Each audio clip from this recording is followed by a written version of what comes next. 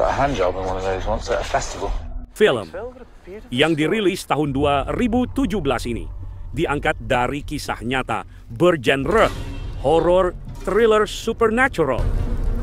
Aktor-aktornya adalah aktor lumayan terbaik Hollywood asal Kanada dan Inggris seperti Ralph Spall, Usher Ellie, Robert James Collier, dan Sam Trowell. I woke up last night and look at this. Nothing has done that to you. You've done it to yourself. Listen, mate, we wouldn't be here if it wasn't for you. No, we wouldn't be here if it wasn't for you. Disutradarai oleh mantan kompor boy majalah yang gak pernah diterbitkan, David Bruckner. Kisahnya memadukan kedalaman emosional dengan kolor, maksudnya horror supernatural, menjadikannya salah satu film horor bertema tentang pendakian dan hiking paling menegangkan. Kalau kamu mencari film tentang sebuah traveling mengerikan ke tempat yang gak dikenal, film ini menyuguhkan rasa takut dan visual yang bikin penasaran. Dan, ayo siapkan cemilan kamu supaya lebih nyantai nontonnya. Markimul, mari kita mulai. Emperor Pictures. Please subscribe.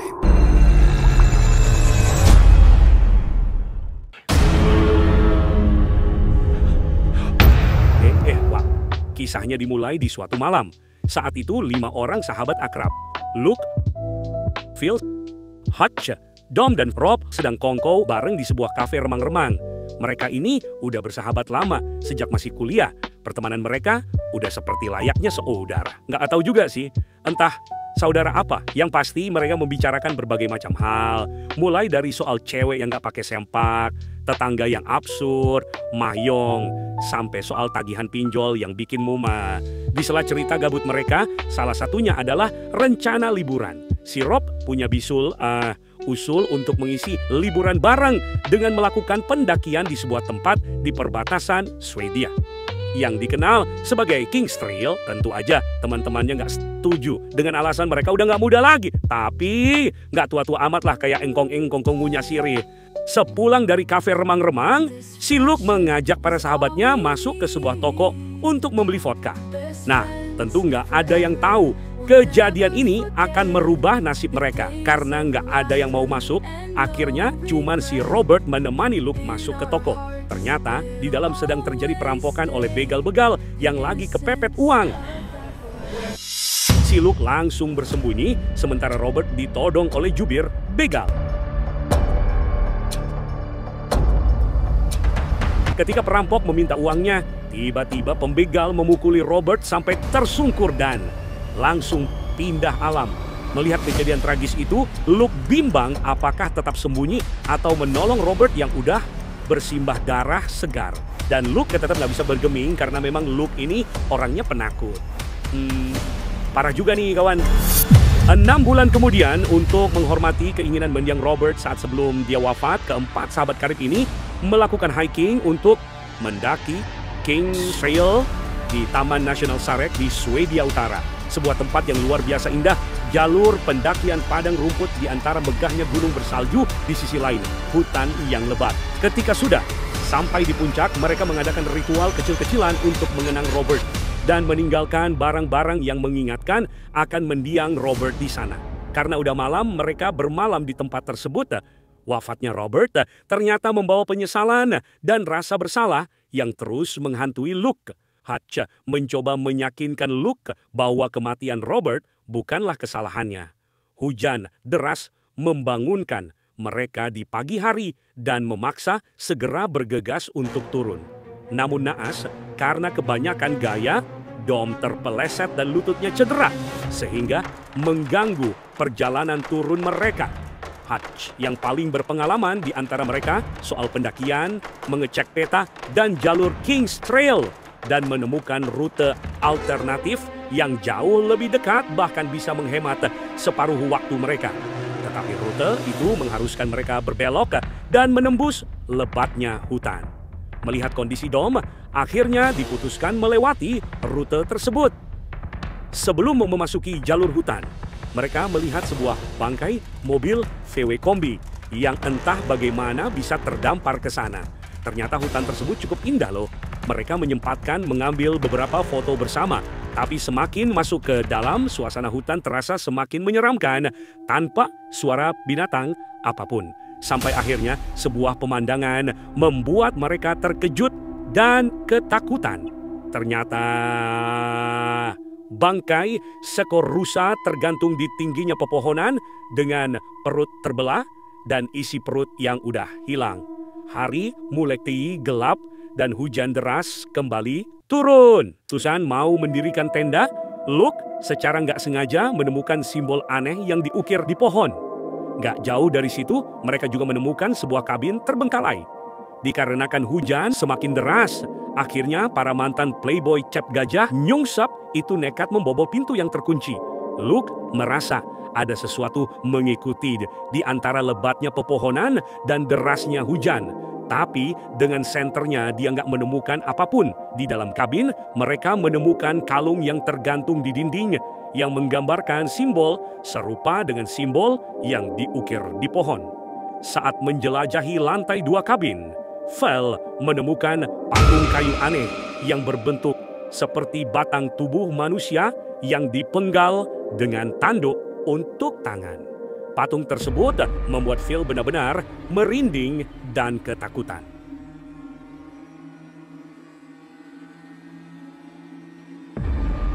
Setelah menyalakan perapian, mereka berkumpul dan membahas apa yang telah mereka lalui, termasuk membicarakan tentang kepercayaan suku kuno terhadap dewa-dewa Nordik seperti Odin.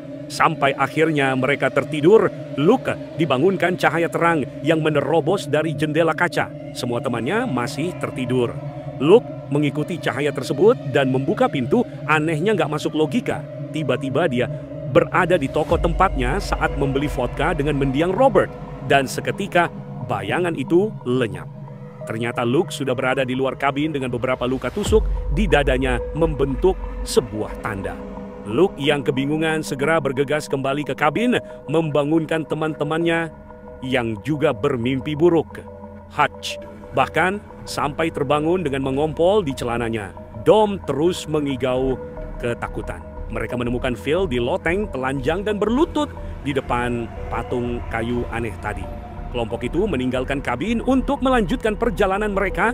Di luar kabin kembali ditemukan simbol-simbol aneh yang terukir di pohon.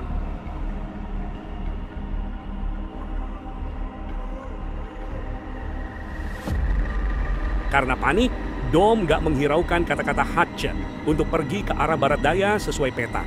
Dia nekat tapi konyol mengikuti jalan setapak gak jauh dari kabin karena yakin akan menemukan pemukiman di sana. Teman-temannya yang khawatir mau gak mau terpaksa mengikuti Dom. Dalam perjalanannya mereka kembali melihat sebuah kabin kosong. Tapi kali ini mereka gak menghiraukannya dan terus mengikuti jalan masuk hutan. Ketika beristirahat, Luke mencoba naik ke tempat lebih tinggi untuk memantau keadaan sekitar. Di atas, Luke melihat dari jauh sebuah tangan yang memegang pohon. Tangan tersebut bergerak dan diikuti sebuah bayangan yang setinggi pepohonan. Luke segera berlari dengan bibir pucat dan ketakutan. Nggak ada yang percaya dengan cerita Luke. Bahkan Dom kembali mengungkit kejadian kematian Robert yang terjadi. Karena Luke dinilai pengecut. Luke marah dan membogem Dom sampai Hutch melerai mereka. Perjalanan kembali mereka lanjutkan semakin dalam masuk hutan. Mereka menemukan sebuah jejak besar di tanah mirip kaki rusa dan bekas sebuah tenda yang udah terkubur bersama dompet yang berisi kartu kredit dan foto sebuah keluarga. Malam kembali datang dan memaksa mereka mendirikan tenda di tempat tersebut. Luke kembali terbangun karena dengar sebuah suara di luar tenda. Bayangan kejadian pembunuhan mendiang Robert kembali muncul dan sebuah tenda yang tiba-tiba terangkat. Luke segera bangun menemui Phil yang ketakutan dan melihat tenda Hutch yang telah robek. Sesuatu telah membawa Hutch. Luke dan teman-temannya mencoba mencari ke sekitar tenda, tapi malam terlalu gelap. Menjelang subuh, mereka menyadari bahwa mereka telah tersesat dan gak dapat mengingat di mana perkemahan mereka berada. mereka memutuskan untuk melanjutkan pencarian tanpa tenda dan tanpa perbekalan. Sampai di sebuah tempat dengan beberapa pohon yang baru roboh, mereka terhenti. Sebuah pemandangan yang sangat mengerikan dan hampir nggak bisa mereka percayai. Hutch tergantung di pepohonan dengan kondisi mengenaskan. Tubuhnya terbelah dan isi perutnya keluar semua. Setelah menurunkan Hutch, ketiganya terpaksa nggak bisa mengubur dan hanya menutupi mayat Hutch dengan tumpukan kayu. Dengan susah payah perjalanan mereka berlanjut. Di sebuah sungai kecil mereka menemukan beberapa jejak kaki. Ketiganya semakin yakin bahwa ternyata mereka nggak sendirian di hutan itu. Tenaga mereka udah habis. Phil dan Dom udah sangat kelelahan dan terjatuh, tapi untunglah nggak apa-apa. Luke meninggalkan mereka, mencoba terus naik ke punggung bukit. Dari sana dia sadar bahwa udah dekat ujung hutan. Dari jauh, dia melihat ada asap mengepul dari beberapa api unggun.